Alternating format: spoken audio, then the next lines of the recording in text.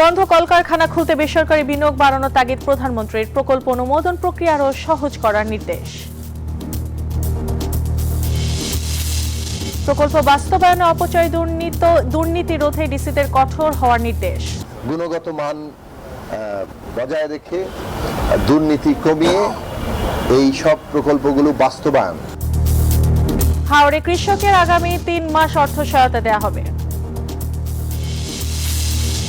নবায়নযোগ্য জ্বালানি খাতে আর্থিক সংস্কার ও সুস্পষ্ট পথন কষা তৈরি পরামর্শ বিশ্লেষকদের। সোলার সরঞ্জামের শুল্ক কর কমানোর দাবি। আমন্ত্রণ ব্যবসা বাণিজ্যের অর্থনীতির সর্বশেষ খবর নিয়ে নিউজ 24 এর নিয়মিত আয়োজন পূবালী ব্যাংক পিএলসি বিজনেস টাইমে। সাথে আছে পিঙ্কি সানোর। এতক্ষণ দেখছিলেন সংবাদ শিরোনাম, এবার বিস্তারিত। দেশে বিদেশে বিনিয়োগকারীদের আকৃষ্ট করতে প্রকল্প অনুমোদন প্রক্রিয়া সহজ করার নির্দেশ দিয়েছেন প্রধানমন্ত্রী তারেক রহমান।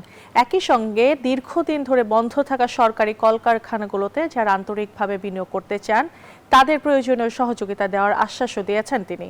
সচিবালয়ে মন্ত্রী পরিষদের বিভাগে প্রধানমন্ত্রীর কার্যালয়ে বন্ধ কলকারখানাগুলোর বর্তমান অবস্থা ও করণীয় নিয়ে বৈঠকে তিনি এসব নির্দেশনা দেন। সচিবালয়ের মন্ত্রিপরিষদ বিভাগে বস্ত্র ও পাট মন্ত্রণালয়ের আওতাধীন বন্ধ কলকারখানাগুলোর বর্তমান অবস্থা ও করণীয় নিয়ে সংশ্লিষ্ট মন্ত্রণালয় এবং দপ্তরের কর্মকর্তাদের সঙ্গে বৈঠক করেন প্রধানমন্ত্রী। বন্ধ সরকারি কলকারখানায় বেসরকারি বিনিয়োগ বাড়াতে ঋণ প্রাপ্তি সহজ করার উপর গুরুত্ব আরোপ করেন তিনি। এ বিষয়ে সংশ্লিষ্ট মন্ত্রীদের দ্রুত কার্যকর পদক্ষেপ নেওয়ার নির্দেশ দেন। দেশি বিদেশি বিনিয়োগকারীদের আকৃষ্ট করতে প্রকল্প অনুমোদন প্রক্রিয়া সহজ ও সমোপযোগী করার নির্দেশ দেন তারেক রহমান। বলেন, যেসব মন্ত্রণালয় বা দপ্তরের অনুমোদন অপরিহার্য নয় সেগুলো অনুমোদন প্রক্রিয়া থেকে বাদ দিতে হবে। এদিকে প্রধানমন্ত্রীর সঙ্গে শিক্ষার উন্নয়ন নিয়ে বৈঠক করেন শিক্ষামন্ত্রী, প্রতিমন্ত্রী ও সংশ্লিষ্ট কর্মকর্তারা। বৈঠক শেষে শিক্ষামন্ত্রী জানান, 180 দিনের মধ্যে শিক্ষা উন্নয়নে সরকারের সব পরিকল্পনা দৃশ্যমান হবে। আমাদের কাজ বেশি, তো আমরা আস্তে আস্তে শুরু করছি। আমাদের কাজগুলো আস্তে আস্তে দেখতে পাবেন। আমাদের টাইম বললে 180 ডেজ প্রোগ্রামের ভিতরে আমরা শেষ করব, এটা হলো টাইম, কিন্তু আমি চাচ্ছি আমরা আগে আগে করতে। এছাড়া প্রধানমন্ত্রী তার কার্যালয়ের আওতাধীন কর্মকর্তাদের সঙ্গে বৈঠক করেন। আর পবিত্র ঈদুল আজহা নিয়েও ধর্মমন্ত্রী ও সংশ্লিষ্টদের সাথে বৈঠক অনুষ্ঠিত হয়। সাইফুল ইসলাম, নিউজ 24, ঢাকা। সরকারের বিভিন্ন প্রকল্পে জমি অধিগ্রহণের কাজে ডিসিদের সহযোগিতা প্রয়োজন, আর সরকারের প্রকল্প বাস্তবায়নে দুর্নীতিমুক্ত সাশ্রয়ী থাকতে হবে ডিসিদের। ডিসি সম্মেলনের দ্বিতীয় দিনে এসব কথা জানান সড়ক মন্ত্রী ও পরিকল্পনা প্রতিমন্ত্রী। তবে প্রকল্প বাস্তবায়নে রাজনৈতিক হস্তক্ষেপ যাতে না হয় বৈঠকে সে দাবি জানিয়েছেন ডিসিরা। আর হাওড়ের কৃষকদের আগামী 3 মাস 7,500 করে টাকা দেওয়া হবে বলে জানান কৃষিমন্ত্রী। আর বাণিজ্য মন্ত্রী জানান, শিগগিরই 25টি পাট কল ও 25টি বস্ত্রকল চলতি বছরে বেসরকারি খাতে চালুর জন্য হস্তান্তর করা হবে। বিস্তারিত জানাচ্ছেন রাশেদ রায়হান। জেলা প্রশাসক সম্মেলনের দ্বিতীয় দিনে মতবিনিময় করেন সড়ক পরিবহন, পরিকল্পনা, বাণিজ্য সহ 10 মন্ত্রণালয়ের মন্ত্রী, প্রতিমন্ত্রী। সড়ক, রেল, নৌ পরিবহন মন্ত্রণালয়ের সাথে বৈঠকে উন্নয়ন কার্যক্রম বাস্তবায়নে গতি আনতে কেন্দ্র ও মাঠ প্রশাসনের সমন্বয়ে জোরদারের তাগিদ দেওয়া হয়। এর আগে অর্থ ও পরিকল্পনা বিভাগের সাথে বৈঠকে উন্নয়ন প্রকল্প বাস্তবায়নে ধীর গতি ও দফায় দফায় ব্যয় বৃদ্ধির সমালোচনা করেন পরিকল্পনা প্রতিমন্ত্রী। এ কাজে জেলা প্রশাসকদের দুর্নীতিমুক্ত সাশ্রয়ী হবার তাগিদ দেন। বিশেষ করে ল্যান্ড অ্যাকুইজিশন একটা বড় সমস্যা আমাদের বড় প্রকল্প করতে গিয়ে।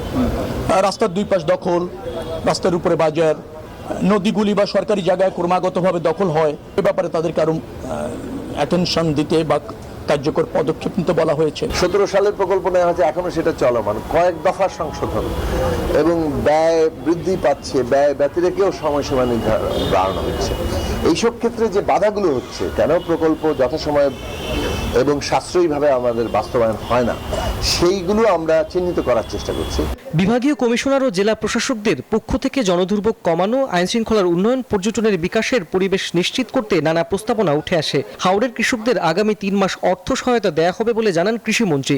হাওড় এলাকাতে যে সমস্ত কৃষকেরা ক্ষতিগ্রস্ত হয়েছে, এই লোকটা যেন মহাবিপদে যেভাবে মানসিক চাপে আছে, ওখান থেকে একটু লাঘব করা, সেটা 7,500 টাকা থেকে আস্তে আস্তে আমরা বাড়াবো, উপরের দিকে যাব।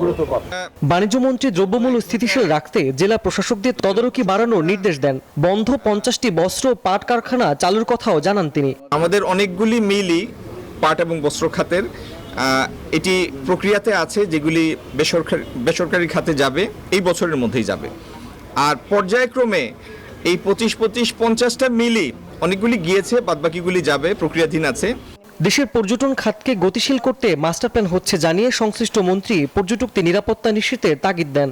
প্রত্যেকটা জেলায় কিছু না কিছু পর্যটন স্থান আছে, সেটাকে কিভাবে সংস্কার করা যায়, নতুন পর্যটকদের আকর্ষিত করার জন্য কিভাবে এটাকে গড়ে ওঠানো যায়, সে ব্যাপারে আলাপ আলোচনা। রাশেদ রায়খান, নিউজ 24, ঢাকা। নবায়নযোগ্য জ্বালানি উৎপাদন বাড়াতে সোলার সরঞ্জামের আমদানি উৎপাদন পর্যায়ে শুল্ক কর কমানোর পরামর্শ দিয়েছেন অর্থনীতিবিদরা। সোমবার জাতীয় প্রেস ক্লাবে আয়োজিত সংবাদ সম্মেলনে আর্থিক সংস্কার ও সুস্পষ্ট পথন কষার মাধ্যমে সরকারকে নবায়নযোগ্য জ্বালানি উৎপাদনে জোর দেওয়ার তাগিদ দেন ব্যবসায়ীরা। জ্বালানি বিশেষজ্ঞরা বলছেন, জ্বালানির সংকট সমাধান না হলে সরকারের স্থিতিশীলতা হুমকিতে পড়তে পারে। বিদ্যুৎ ও জ্বালানি খাতে অতিমাত্রায় আমদানি নির্ভরতা ঝুঁকিতে ফেলেছে দেশের জ্বালানি নিরাপত্তা। বিশেষ করে মধ্যপ্রাচ্যের চলমান সংকট সেই ঝুঁকি আরও বাড়িয়েছে। আন্তর্জাতিক বাজারে জ্বালানির রেকর্ড মূল্য বৃদ্ধি ও সরবরাহ ঘাটতিতে দেশের লোডশেডিং 27,000 মেগাওয়াট ছাড়িয়েছে। এছাড়া এলএনজি ও ডিজেলে বিপুল ভর্তুকির চাপ মারাত্মক প্রভাব ফেলছে সামগ্রিক অর্থনীতি ও জনজীবনে। এমন বাস্তবতায় 2030 সাল নাগাদ 10,000 মেগাওয়াট বিদ্যুৎ নবায়নযোগ্য উৎস থেকে উৎপাদনের লক্ষ্যমাত্রা নির্ধারণ করেছে সরকার। এমন সিদ্ধান্তকে সময় উপযোগী বলছেন ব্যবসায়ী ও সুশীল সমাজের প্রতিনিধিরা। আর্থিক ও নীতিগত সংস্কারের মাধ্যমে জীবাশ্ম জ্বালানি থেকে সরে এসে নবায়নযোগ্য জ্বালানির উৎপাদন বাড়ানোর আহ্বান জানান তারা। গ্রামের কৃষকদের আর্তনাদ অলরেডি শুরু হয়ে গেছে, তারা বিদ্যুৎ পাচ্ছে না, সেচ ব্যবস্থা টোটালি হচ্ছে। এর থেকে উত্তরণের একমাত্র উপায় হচ্ছে সৌর বিদ্যুৎ। এই সরকারের সময়ের মধ্যে 100% ডিজেল পাম্প আমরা উঠাই ফেলবো, সেখানে আমরা ইরিগেশন সোলার দিয়ে করবো এবং সম্ভব এটা সরকার একটা উদ্যোগ গ্রহণ করেছে। এই উদ্যোগকে আসলে আমাদের বিএসআর পক্ষ থেকে এবং আমাদের আজকের আয়োজনের পক্ষ থেকে সাধুবাদ জানাচ্ছি। নবায়নযোগ্য জ্বালানির উৎপাদন বাড়াতে সোলার সরঞ্জামের আমদানি ও উৎপাদন পর্যায়ে শুল্ক কর কমানোর পরামর্শ দিয়েছেন জ্বালানি বিশেষজ্ঞরা।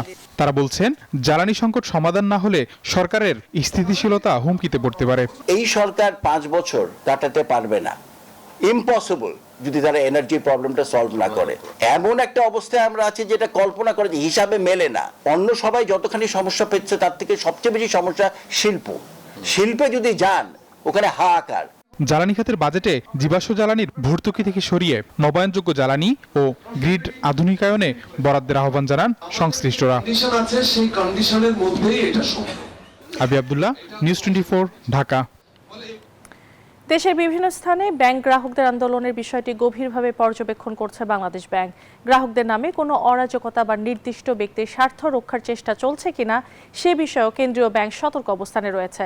সোমবার এই বিষয়ে সাংবাদিকদের সাথে আলাপকালে কেন্দ্রীয় ব্যাংকের মুখপাত্র আরিফ হোসেন খান জানান, গ্রাহকদের বৈধ আন্দোলনে অধিকার থাকলেও ব্যাংকের শাখায় তালা দেওয়ার কোনো সুযোগ নেই।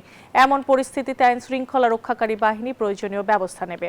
এছাড়া বিভিন্ন ব্যাংকে গণছাঁটাইয়ের বিষয়টিও খতিয়ে দেখা হচ্ছে জানিয়ে তিনি আরও বলেন, কোনো রাজনৈতিক দলের সদস্যদের পুনর্বাসনের জন্য এই ধরনের পদক্ষেপ নেওয়া হচ্ছে কিনা সে বিষয়ে কেন্দ্রীয় ব্যাংকের কাছে অভিযোগ রয়েছে। নকল ও ভেজাল পণ্য বিক্রি বন্ধে আইনের কঠোর প্রয়োগ নিশ্চিতের দাবি জানিয়েছেন ব্যবসায়ীরা। পাশাপাশি জনসচেতনতা কার্যক্রম জোরদার করার দাবি তাদের।